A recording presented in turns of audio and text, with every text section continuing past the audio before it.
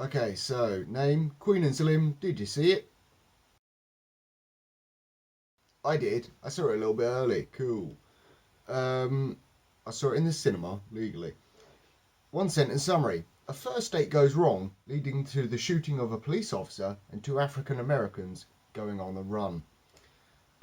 Could you beat the villain? The villain is racism. It's not specifically like one cop or one group of cops. It's kind of all of them, which is unfortunate. Well, not all of them, but most of them. So I'm going to guess in the same situation, I wouldn't have been harassed by that racist cop man. But I can stop racism altogether. Bold claim, I know. What you would need to do is sit down the racist cops and just get them to watch The Fresh Prince of Bel-Air, alright?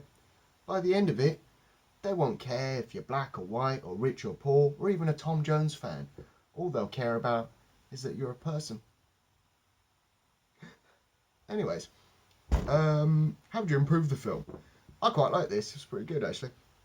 But Queen claims to be an exceptional lawyer and demonstrates this by pointing out that the racist cop needs a warrant to search Slim's trunk. And we've all heard Jay-Z's 99 Problems. That doesn't make me an exceptional lawyer. Glove compartment is locked, so it's the trunk in the back, and I know my rights, so you gon' need a warrant for that. Also, if she was truly exceptional, I think she probably could have spun the whole killed a cop in self-defense thing to manslaughter, or even got him off, based on the video evidence that there was. She didn't know there was going to be any, but using that, could have done. Shouldn't have gone on the run. Anyways, right, the nudity could have been a little bit more subtle. Did not need a butt crack filling the entire cinema screen. There we go. I'd have also changed the film a little bit so that Slim doesn't shoot the cop. The cop doing his harassment, they get into a bit of a fight because he shoots Queen. And then I would have had it that the cop kind of falls over, smacks his head on the curb, and he dies that way. Thus, when Slim says, "I'm not a criminal," he's not really. It was self-defense, it was an accident, but the system's still going to tear him a new one.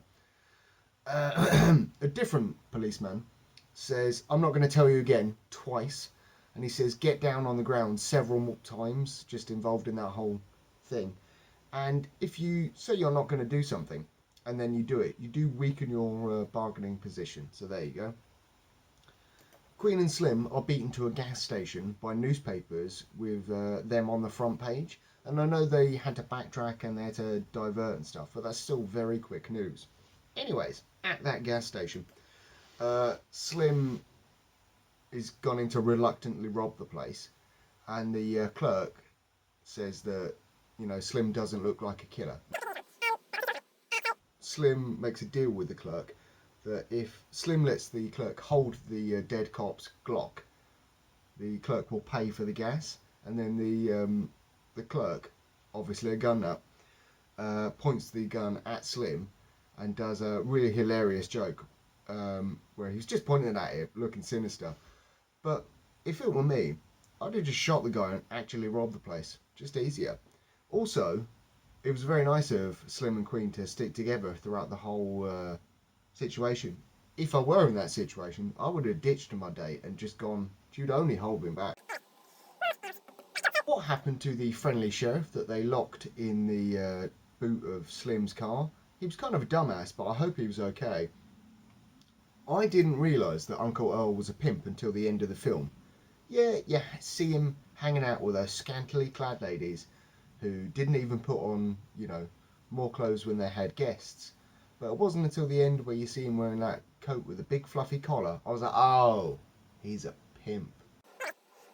Uncle Earl accidentally killed Queen's mum, and I feel the accident would have been more tragic if, and it, you know, even tied into my story where the policeman hit his head, if he hadn't accidentally pushed her down the stairs. He had like pushed her and she tripped over and hit her head on the bottom step or on something in the kitchen, and that killed her. Because Because I feel that if you're pushing someone near the top of the stairs, even if you don't intend to kill them, you should probably take the fall for that, pun intended. Why was the mum's grave in Savannah when the house was in New Orleans? Those are different places. How did Uncle Earl and his lady friend get home? So, those two, Queen and Slim, drive out of town in 2 cars. The friendly sheriff's car, his truck, and Uncle Slim's car.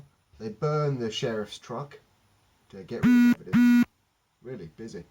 And then Queen and Slim drive off in Uncle Earl's car, leaving Uncle Earl and his lady friend just standing by the side of the road. Perhaps they rode a horse home. I don't know. On a related note, twice in this film, people claim to have no knowledge of the car that's parked directly outside of their house. Queen and Slim, they're on the run. They decide to change up their look by kind of shaving their heads. They may as well not have bothered because everyone recognised them. And I know there may not have been many options when Queen was picking a new outfit from the ladies of the evening's wardrobe, but was her skirt so short that you could see the bullet wound in her leg really the best choice? Probably not. There's a bit in the film where Queen gives Slim some advice that they're going to jump out of a window and he needs to roll with the landing. And then she jumps out the window and ends up dislocating her shoulder. He jumps out the window, takes her advice, and is fine. Perhaps she should have listened to herself. Anyway, the real point of that situation is they didn't check the house to see if they could just walk down from the first floor to the ground floor and leave through the back door. They should have done that. Slim got pissy when Queen got pissy that he ran out of petrol. She was right to be pissy. You need to be paying attention. Then it happened again. Drugs are bad, particularly if you're on the run. You don't want to be toking on the Mary Jane and being all like woozy and stuff. You want to be alert and ready to go. That's, yeah. Did you find out what that noise was? Not actually what he said, but that's besides the point. Yes, it was some deer trapped in some branches. I set them free.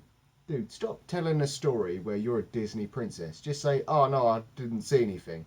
That way people are less likely to know you're lying. I missed the first few minutes of the film because I was buying ice cream. But maybe those few minutes explained why there was like a crucifix in every scene. I'm stroking your head for luck. I don't think that's a thing. Don't be stroking people's heads. That's weird. The big dude who asked Queen and Slim if they were the new Black Panthers made me think about the time that they changed Black Panther. You can't see, he's on there.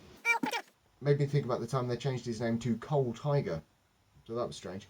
Also, how did Slim not see that dude in front of the truck? Like I mentioned, he was the big dude. He wasn't exactly a waif-like figure. There you go. Also, he needs to check his attitude when he's talking to his son, alright? There's a bit of odd advertising in this film. So McDonald's got a name drop and then it was referred to as disgusting. So I assume they hadn't paid for that. But then Uncle Earl and his lady friends, they're drinking Heinekens. And like the labels were so prominent that can't have been a free thing. So is that the brand recognition they're really looking for? I don't know. Perhaps. Right. There were more endings in this film than there were in Return of the King. Just calm it down. And I only had one really big problem with this film, and that was the 2 scene changes where it's been night for a lot of the time, so the screen's dark, blah, blah, blah, blah, blah. The room is dark, I'm in the cinema, and then it changes to day, and it's like a flashbang going off my eyes. Oh, God. First one was bad, second one weren't any better. Queen makes sense as a name for the character of Jodie Turner-Smith, who was originally from Peterborough, which is like that way, down the train. But it doesn't really fit Daniel Kaluuya, I think I've mispronounced his name, who's originally from London, that way, on the train line. And it's not because he's like a big chunky dude or anything, it's just because she's like 3 or 4 inches taller than him. She even gets like a bit of a extension on her hair, so it just accentuates the problem. But like, it just looks like it should have been like Queen and Shorty or something along those lines. But there you go. I imagine the title of the film was picked and the character's name was picked before the man was cast. But very good acting. I liked him in Get Out, although that did ruin a dinner party for me. Good in Black Panther. Yeah. Rating out of 5 beers, I'll give it a 2. Really liked it. It was thoughtful. It is just a shame that the crackers win in the end, as they always do. Yeah.